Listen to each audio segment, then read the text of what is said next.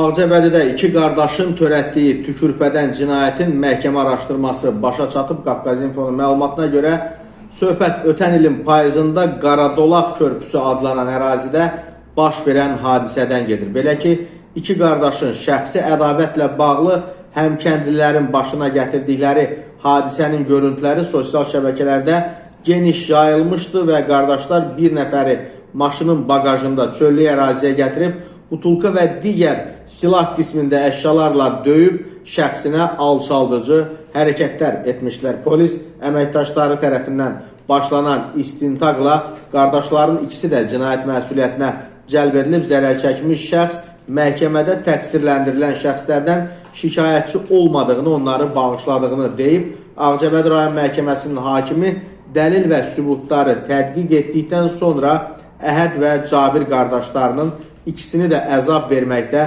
təqsirli bilib. Hökmə əsasən Cabir 2 il azadlıqdan məhrum edilib, Əhəd isə 4000 manat cərimələnərək məhkəmə zalından azadlığa buraxılıb.